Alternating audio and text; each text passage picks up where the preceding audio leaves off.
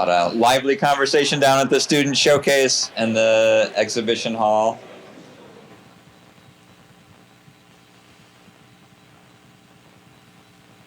All right. Well, I'm excited to welcome Kevin Collins Thompson, Associate Professor of Information at the School of Information here, and excited to hear more about LearningClues and the work you've been doing and the application you've built. So thank you, Kevin.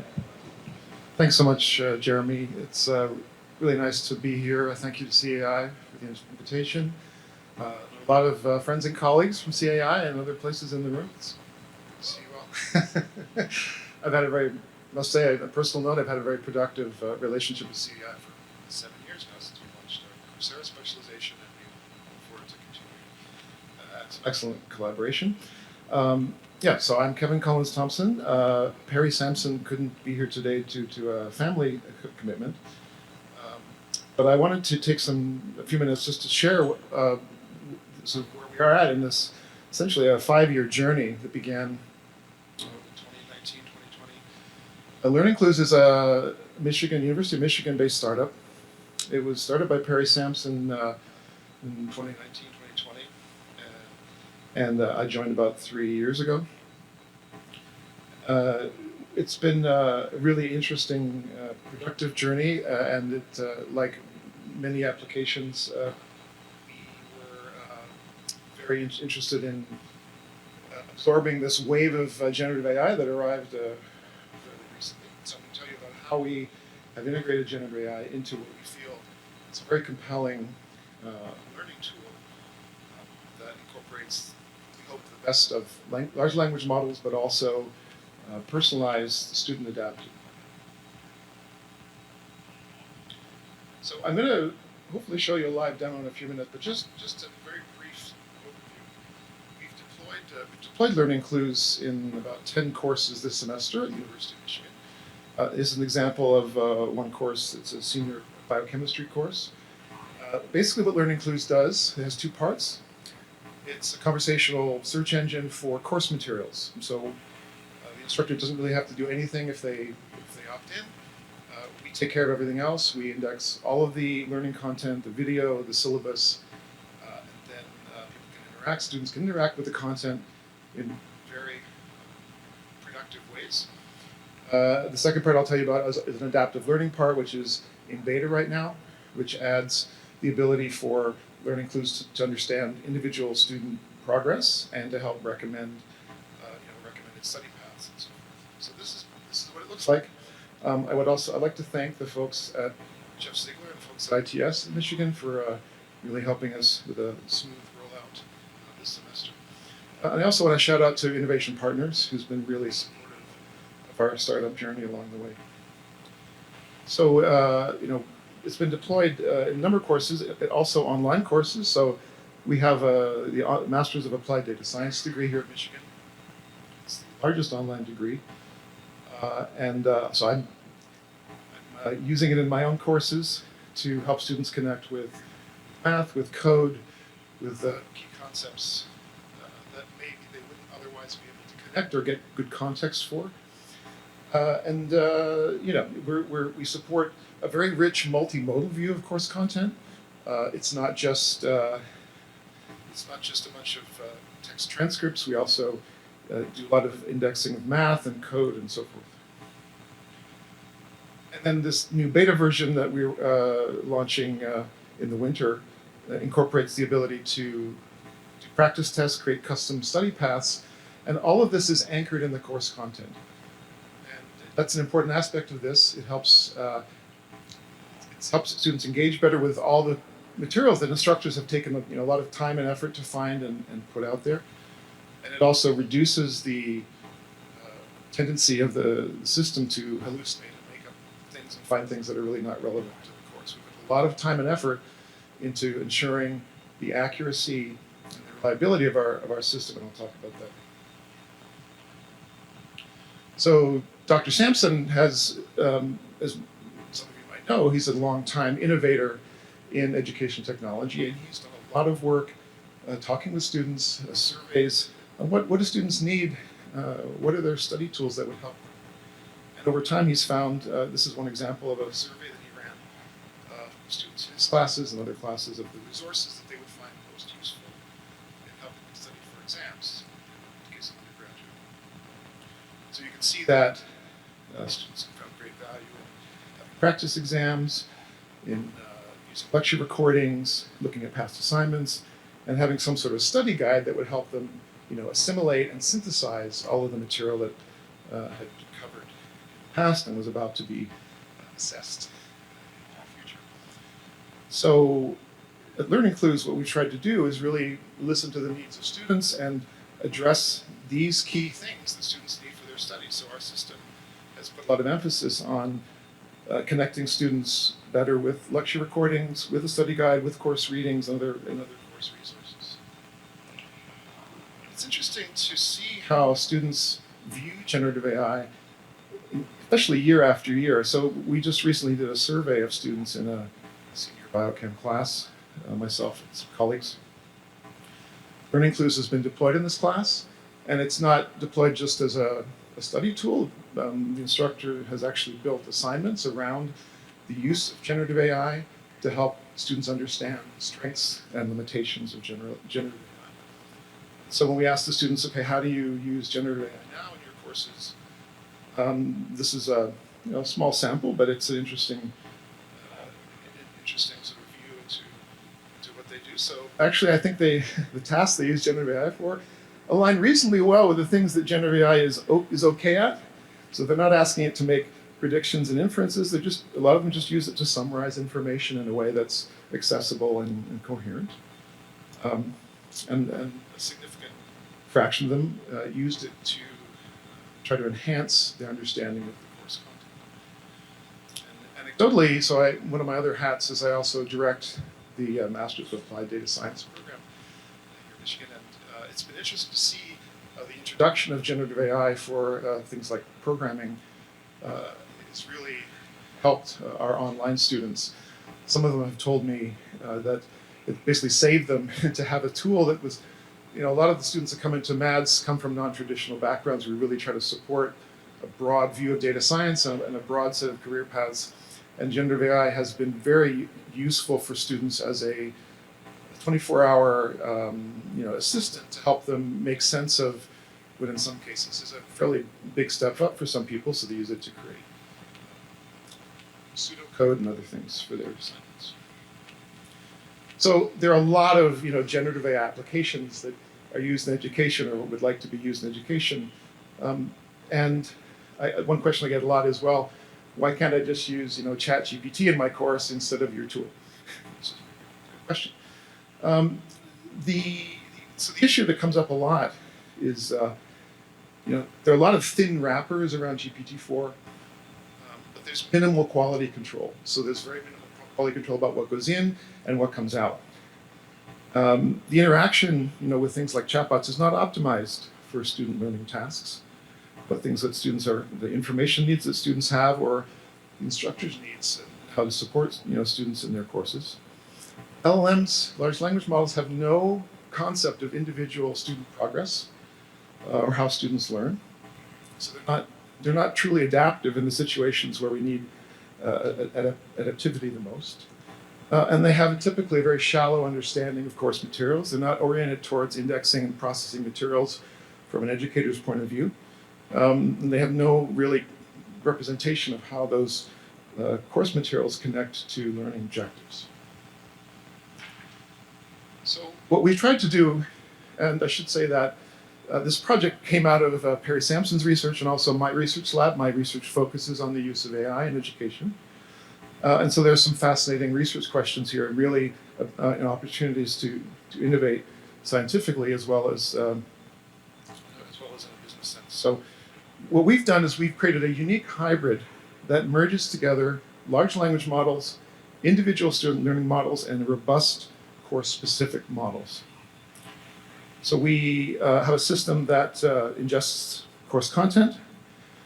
We put a lot of time and effort into developing benchmark data sets and evaluation metrics that focus on the quality of the metadata that's extracted and the quality of the results that are used that come out as output.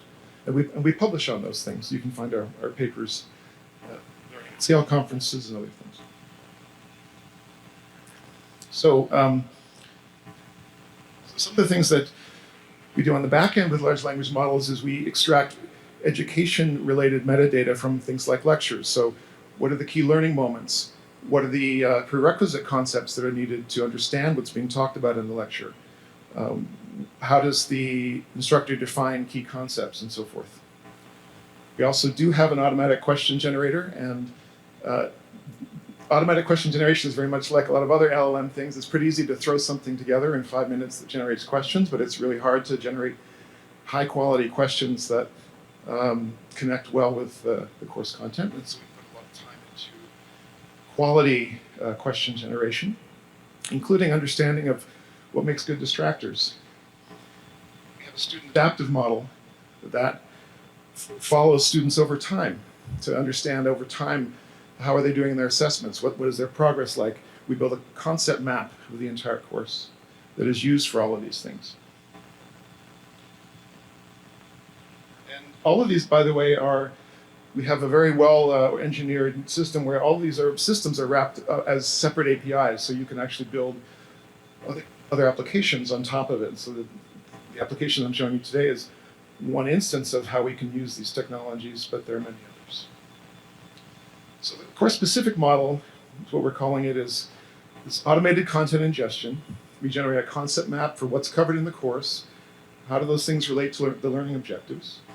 We create assessments by generating questions of different kinds, and evaluation and explanations for the student feedback for those assessments.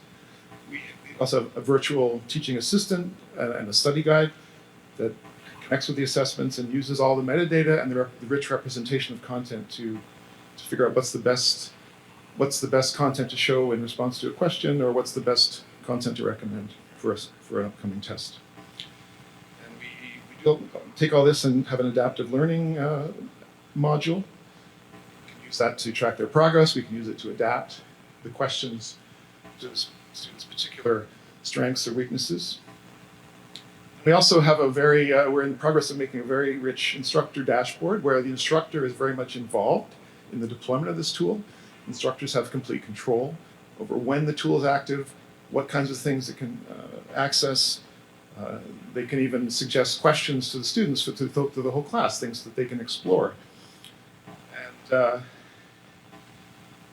cool thing is that this is just one course, but over time we can accrue multiple of these course-specific models as a student makes their way through a program, for example, that builds a rich history of the things they've learned, maybe the areas they've struggled, and the student can use that to for their help smooth the way for their future courses. And that really helps with knowledge continuity. So anything they reviewed in a past course would be accessible to them through our system.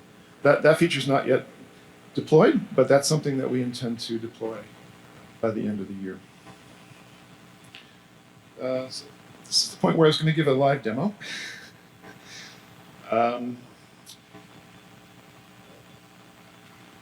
So this is an example of our system running in our Canvas sandbox. It's Professor Sampson's weather course, and the aspects of the system are that so Achintia is our architect.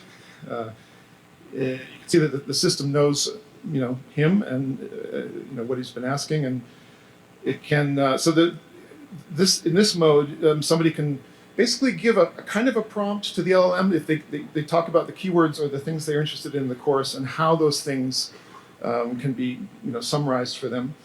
So in this case, we have what are the stages of lightning formation, and then study clues will look at the course materials and provide a concise summary, and then give citations to the specific moments or the specific pages or specific subsets of whatever the course materials are that justify that part of the answer to the student.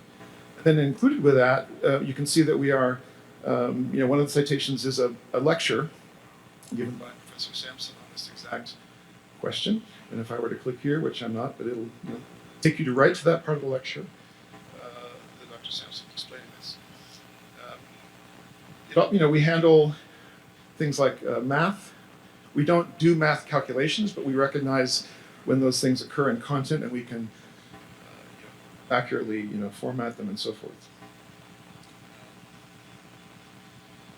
We have a popular questions tab at the bottom, so I can ask it, explain the source of energy for a tropical storm,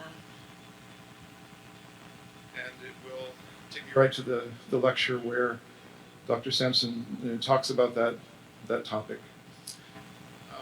The cool thing is that this, when you type something into the edit box here, you can ask it, for example, explain me how, energy of tropical storms in very simple language, or use a concrete analogy. So you can add sort of commands essentially to guide the system on how you want to summarize this information. The adaptive part I mentioned, which is in beta right now, uses the course map. So you can see it's created a course map here of all the important concepts in the course. And we're tracking how the student is doing with these concepts. And there's a section on the side where we then suggest which concepts they might want to review. This interface is sort of evolving, but you get the idea. It's able to create custom tests based on the study plan. So, a student can flag questions for later study. I can take this test. I don't really think about particular clouds. But you can show hints. So it can give a hint to the student, and then when I take the test like this, I can submit. It gives me my score, and it also gives me an explanation that says why my answer was correct or incorrect. And then all of that history is incorporated, so it updates my proficiency scores based on those assessments.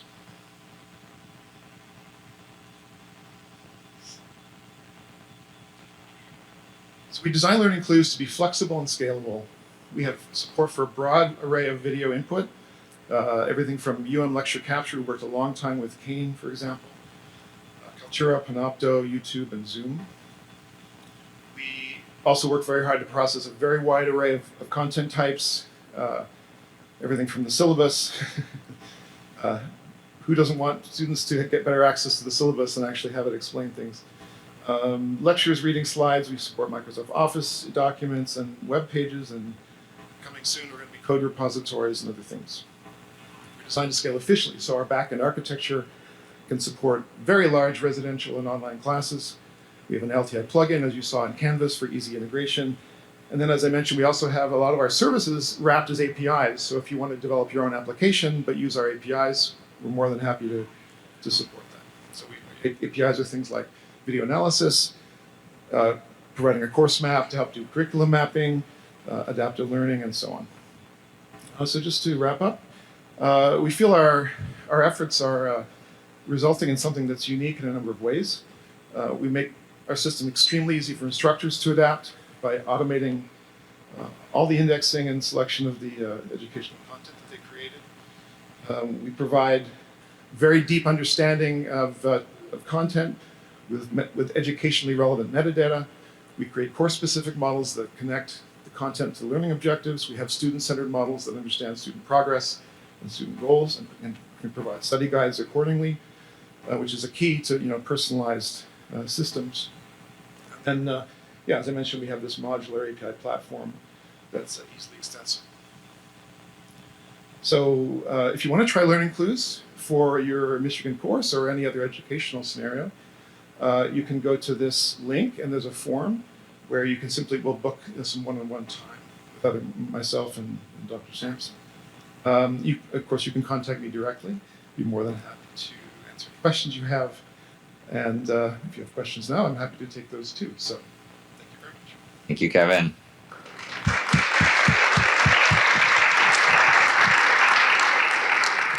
Questions for Kevin? Questions about LearningClues? Yeah, right here.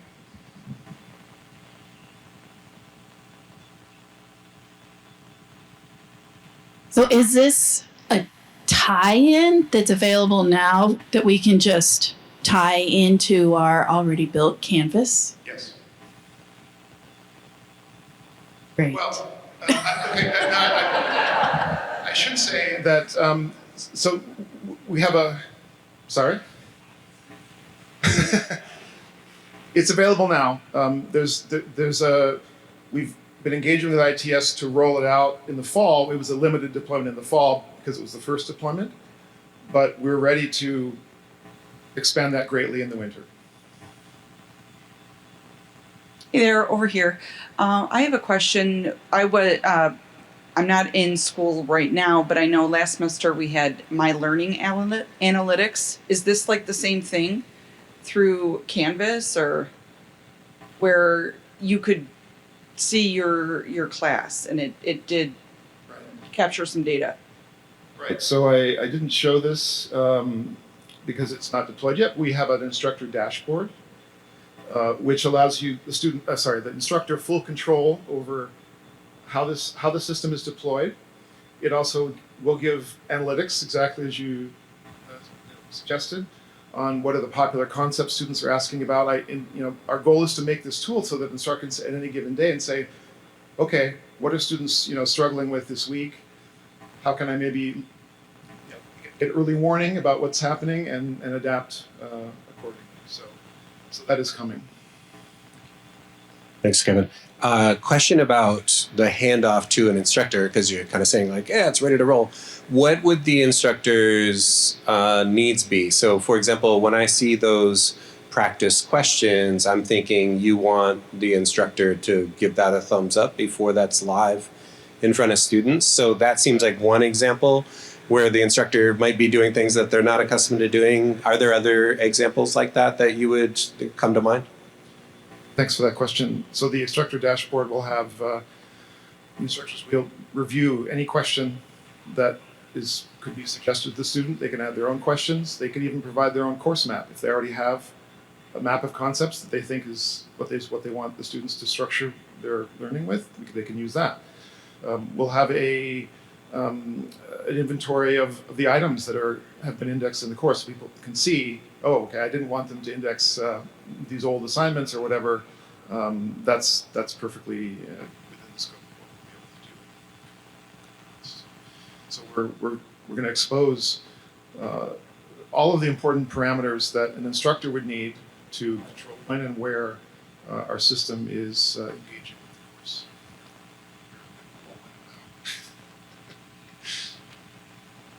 Hi, Kevin. So my question is that I'm a student at UMich, and one of my courses is currently using the Maisie tool.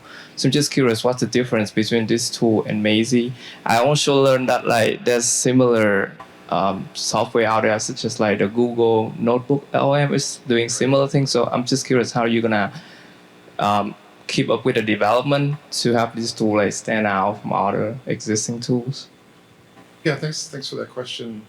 The conversational part of this definitely has a lot in common with Maisie. The ITS folks have done an amazing job in the past year or two in deploying AI to campus. You're going to hear about that next. Yeah, exactly. I would say that I can't speak for what's in or isn't in Maisie. All I can say is that our focus has been on addressing those limitations that I mentioned earlier, especially quality control. So we partly because this is one of my research areas, we put a lot of time and effort into developing evaluation methods, gold standard data sets that are all internal, that measure the quality of different parts of the process and have ways to robustly, to reliably generate content or answers. So I would say that, thanks to the fact that we're very much a research-oriented effort, we're on top of the latest greatest methods. We can incorporate them quickly. And then I think the adaptive part is something that also makes us distinct from many other similar tools. This integration of large language models with student learning models, I think, is, if it's not unique, it's at least, there are very few other frameworks like this that are doing that. That's thanks to the fact that myself and my colleagues have background in this research of this area that has helped us accelerate our progress. Hi, Kevin. Thanks for the great presentation. I have a question about the adaptive learning component in the tool. So for existing adaptive learning tools, like from Pearson's or McGraw-Hill, they require initial knowledge check or test upfront to fully assess the student's current knowledge, like what they know before coming to the class. Is there a similar component in this? And like, if it doesn't, how does the tool assess students' knowledge and provide personalized instructions or like tutoring? I think that's a great question.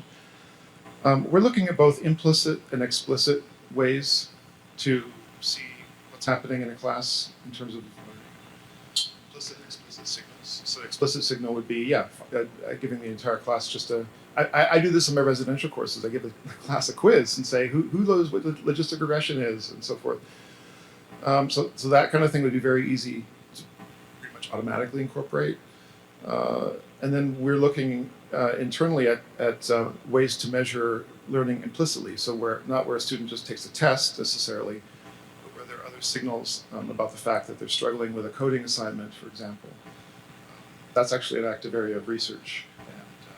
But I think that's another way that we'll be able to incorporate in a very, obviously privacy-preserving way, either individual or aggregated signals about whether people are progressing well or are struggling, around aspects of the class. Thank you for the introduction, and I'm wondering if LearningClues has tried or is there a plan to be deployed in educational scenarios outside of the STEM courses, which are more creativity-based, or some courses that don't have practice exams? Thanks for that question as well.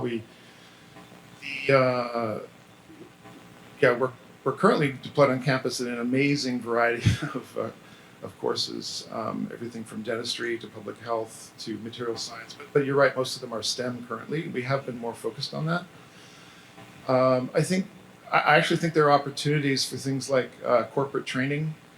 Putting my LearningClues hat on. We've also been contacted by many local governments in Michigan because they have, and as Midas, for example, has a data set of all these public meetings and what was said at the meetings and the documents that were, presented there and so forth. And we've had mayors reach out to us and say, I want this tool so I can help summarize what people are talking about. I've applied our tool to the Ann Arbor public city council meetings. And I was able to summarize what's going on in, what people are talking about in the past 3 weeks very easily. So I do think that there are some really good opportunities for outreach in other areas.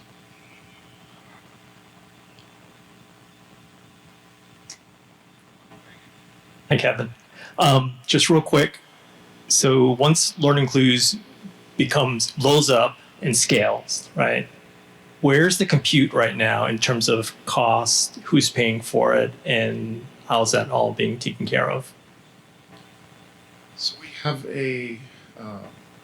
our architecture right now. We use AWS, and all of our architecture is built around asynchronous, scalable services. So it's a dynamic load balancing essentially. So if we get suddenly hit with 10,000 requests, we use the power of AWS dynamic load scaling to do that. Because we've broken down all of our workflow in that diagram I showed into those steps, it's very amenable to scaling because you only end up with one server that's doing a whole bunch of the same work in one area and so forth. Did that answer your question? Oh yeah, the cost. We are looking at right now we're paying for everything ourselves. Obviously, as we license the software, there's going to be a component that breaks out cost for AI. We're looking at actually ways to reduce the cost of calling the more expensive generative AI because I think there are tasks in that workflow that are actually done very well by smaller, faster LLMs. That's something that we intend to look at very closely and to deploy. So it's a fascinating question on how to manage the costs, and that is something we definitely are thinking about. Hey, thank you, Kevin. This was great. Thank you so much.